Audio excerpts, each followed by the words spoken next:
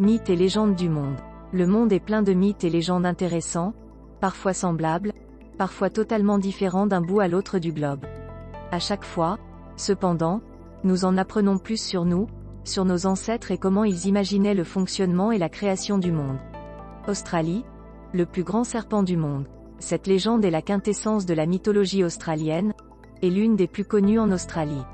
Il existe de nombreuses variations régionales sculptées par les centaines de cultures et de groupes linguistiques indigènes différents, mais leur point commun est qu'à l'aube de l'humanité, un énorme serpent dormait sous la surface de la Terre jusqu'à ce qu'il émerge un beau jour pour réveiller les différents groupes d'animaux. En se déplaçant à travers le paysage, il créa des collines, des lacs, des vallées et des rivières là où la Terre était jusque-là vierge et plate. Égypte, la création du monde. Au début, il n'y avait qu'un océan.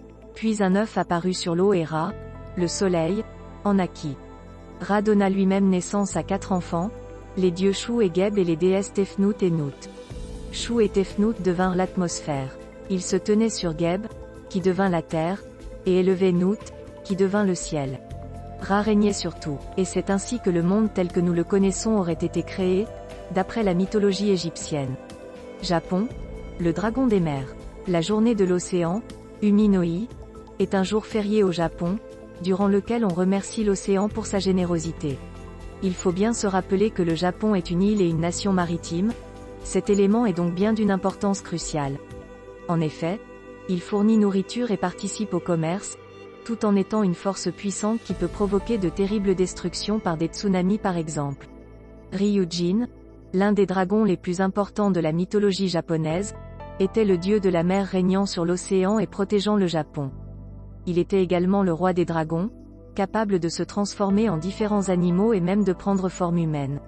Il est dit que Ryujin habitait un somptueux palais sous-marin géant au sein duquel, grâce à ses bijoux magiques, il contrôlait les marées et les pluies.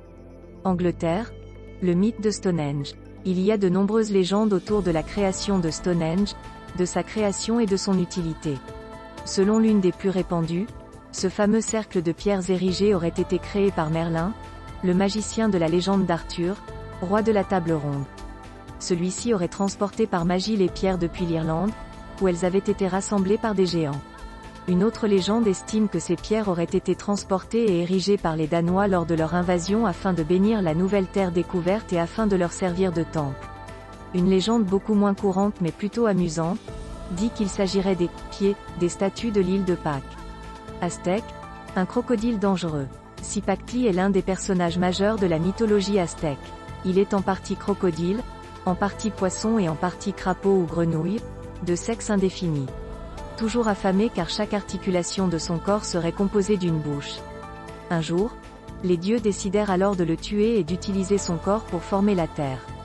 Le dieu Tezcatlipoca utilisa son pied pour attirer Cipactli et celui-ci fut dévoré. Les dieux décidèrent alors d'étirer le corps de Cipactli dans 4 directions, libérant ainsi l'univers de son corps. Sa tête devint les 13 cieux, sa queue le monde souterrain et son milieu la terre. Cependant, malgré tout, la bête n'était toujours pas morte et les dieux lui firent la promesse de sacrifices réguliers.